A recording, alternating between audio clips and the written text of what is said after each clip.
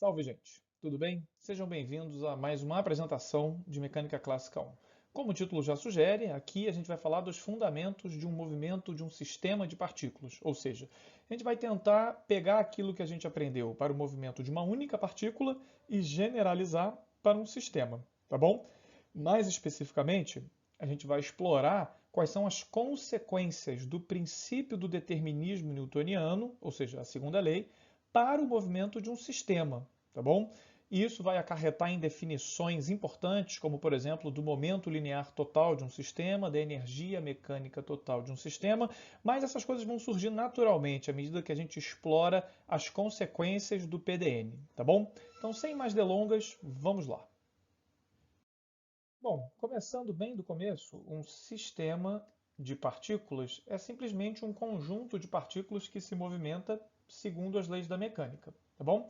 Então, se a gente olha para a figura aqui, a gente tem essas três partículas aqui, tá certo? Elas perfazem um movimento indicado aí pelas linhas coloridas que acabaram de aparecer, e isso então constitui um sistema de três partículas, tá certo? É claro que na prática a gente vai querer descrever o movimento dessas partículas, então a gente precisa de um sistema de coordenadas, tá bom?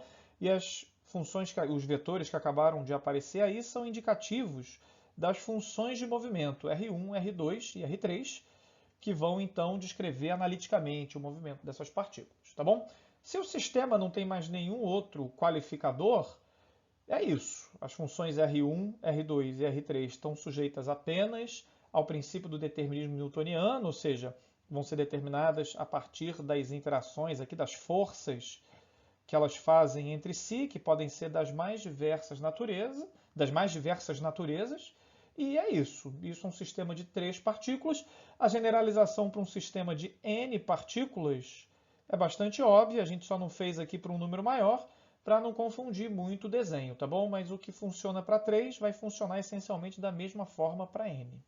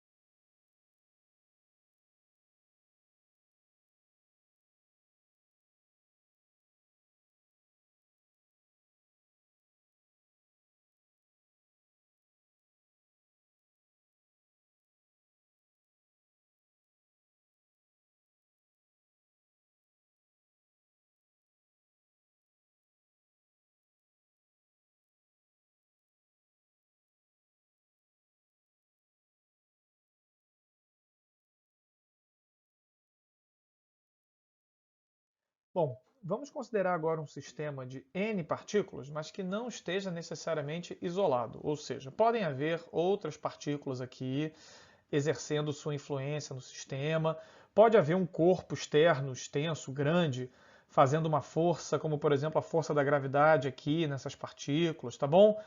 Não importa qual seja a natureza específica, a única coisa que a gente está preocupado aqui é com o fato de que esse sistema não está necessariamente isolado, tá bom? Ele está possivelmente sob a influência de objetos externos. E assim sendo, cada uma das partículas desse sistema vai estar sujeita à segunda lei na forma completa, né? No sentido de que a aceleração aqui de cada uma das partículas vai depender das posições de todas, das velocidades de todas e, porventura, do tempo, que codifica esse fato de que o sistema não está isolado e de que existem agentes externos, tá bom?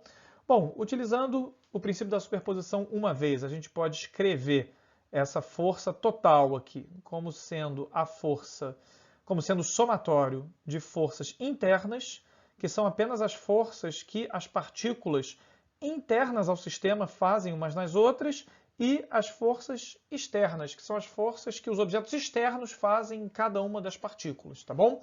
Utilizando uma segunda vez o princípio da superposição, a gente já pode escrever, e aqui a gente já está fazendo isso, que a força que uma partícula sofre, digamos essa aqui, ela vai sofrer uma força que essa partícula faz, ela vai sofrer uma força que essa partícula faz, vai sofrer uma força que essa partícula faz, vai sofrer uma força que a última partícula lá faz, tá certo? E a soma de todas essas forças vai ser simplesmente, então a soma aqui na partícula 2, vai ser simplesmente a soma que todas as partículas fazem, de 1 até n, sendo que tem que ser diferente aqui de 2, tá certo? Soma que cada uma das partículas fazem sobre ela, tá certo? E aí, então, a gente usa o fato de que a força que apenas uma partícula faz na outra depende apenas das posições do par e das velocidades do par, e não depende aqui do tempo, porque justamente é uma força interna, tá? É apenas a força que a partícula faz, então não cabe essa dependência temporal, tá bom? Substituindo, então, essa expressão ali em cima, a gente fica com a expressão que, enfim, está desenhada, tá certo? E aí a gente então pode escrever uma equação para cada uma das partículas do sistema. Aqui faltou 3 pontinhos, né, para mostrar aqui, né, 3 pontinhos aqui, tá certo? E ao somar todas essas contribuições, uma coisa bastante interessante acontece, desculpe. A gente pode ilustrar aqui pegando um dos termos, por exemplo. Aqui, a gente está na enésima linha, então vamos pegar o termo, né, N1, tá certo? Então é a força que a enésima partícula faz na primeira, tá certo? Esse termo, ele também, nota que vai aparecer um termo bastante parecido aqui, né? Aqui a gente tem 1 e J, e quando J for igual a Nzão, a gente vai ter a força 1N aqui, ou seja, a força que a primeira faz na enésima. Aqui a gente vai ter a força N1, que é a força que a enésima faz na primeira. E aí, utilizando o princípio da proporcionalidade das acelerações, a gente lembra que F1N, vou escrever aqui em cima para facilitar. A gente lembra que F1N é igual a menos Fn1. Então, ao somar, né, quando a gente for fazer a soma, que é o que vai aparecer ali, né? A gente for fazer a soma aqui, essas coisas vão cancelar e todas as contribuições internas, na verdade, vão cancelar. E deixando com a soma, quando a gente fizer a soma, nos deixando apenas no lado direito com as contribuições que vêm das forças externas, tá certo? E é claro que aqui no lado esquerdo a gente tem simplesmente a soma de todas as massas vezes aceleração aqui, tá bom? Isso é muitíssimo interessante, porque então, e aí deixa eu só apagar aqui para poder não bagunçar muito o desenho, isso é muito interessante, porque então, ao definir essa quantidade que acabou de aparecer, esse vetor posição de um certo ponto, tá certo? Que está definido por isso aqui, a gente pode então daqui, vou envolver aqui, a gente pode daqui passar para cá, tá certo? Ou seja, escrever essa equação aqui como se fosse uma equação de movimento para esse único ponto que, por sua vez, está dotado dessa massa m, que é simplesmente a soma das massas de todas as partículas, e este movimento deste ponto imaginário vai estar determinado unicamente pela soma das forças externas, que a gente está chamando aqui simplesmente F externo. Esse ponto muito especial, que é um ponto aqui, né? Enfim, digamos que ele esteja aqui, tá certo? Que vai se movimentar como se as únicas forças que atuassem sobre ele fossem as forças externas, e ele vai se movimentar de acordo com o somatório dessas forças, ele vai ser chamado o centro de massa do sistema, tá certo? E vai ser um ponto, um conceito e um ponto importantíssimo para o nosso estudo de sistema de partículas. Assim como as noções de momento linear, energia mecânica, momento angular, etc., foram muito úteis para o estudo da mecânica de uma partícula, essas quantidades também vão ser muito úteis quando associadas a um sistema de partículas, tá bom? Que eu vou denotar agora por SP, tá certo? SP não é São Paulo, e sim sistema de partículas, tá bom? Então, voltando aqui para o nosso sistema de N partículas, a gente pode definir o momento linear de um sistema de partículas, o momento linear é representado aqui pela letra maiúscula P, como simplesmente, claro, a soma dos momentos lineares individuais, que por sua vez, simplesmente a soma dos MVs, tá certo? Cada uma dessas partículas aqui tem uma certa velocidade, né? Enfim, aqui é V1, aqui é V2, etc. E o momento linear é simplesmente a soma de todos esses MVs, tá certo? Calculando-se então a derivada deste momento total, a gente simplesmente substitui o somatório dos MVs, tá certo? A derivada, ela pula aqui o somatório, a massa não depende do tempo, então a gente deriva simplesmente a função velocidade aqui, a gente chega então na aceleração, e como a gente já viu, esse somatório aqui, ele pode ser escrito em termos do centro de massa, tá certo? Esse somatório aqui é simplesmente mzão R dos pontos do centro de massa, que por sua vez é igual a simplesmente o somatório das forças externas, tá certo? Então, a variação do momento total do sistema, ela é igual simplesmente ao somatório das forças externas. Forças internas nada podem fazer para mudar o momento total do sistema, tá certo? Em particular, se essas forças externas, somatório das forças externas for zero, elas nem precisam estar ausentes, basta que a soma das forças externas sejam nulas, que o momento total do sistema é conservado. Ele vai ser uma constante ao longo de todo o movimento das partículas, que não precisam ter o seu momento individual constante. Os momentos das partículas individuais podem mudar à vontade, mas se o somatório das forças externas der zero, esse momento aqui está conservado, tá bom? Mais ainda, a introdução da noção aqui de centro de massa dá uma interpretação muito bacana para essa conservação do momento, que é como a gente está vendo aqui, né? Se as forças externas são nulas, isso quer dizer, vindo aqui para cima no slide, que mr dos pontos cm dá zero, tá certo? O que quer dizer, então, que o r ponto cm, que é simplesmente a velocidade do centro de massa, é uma constante, tá certo?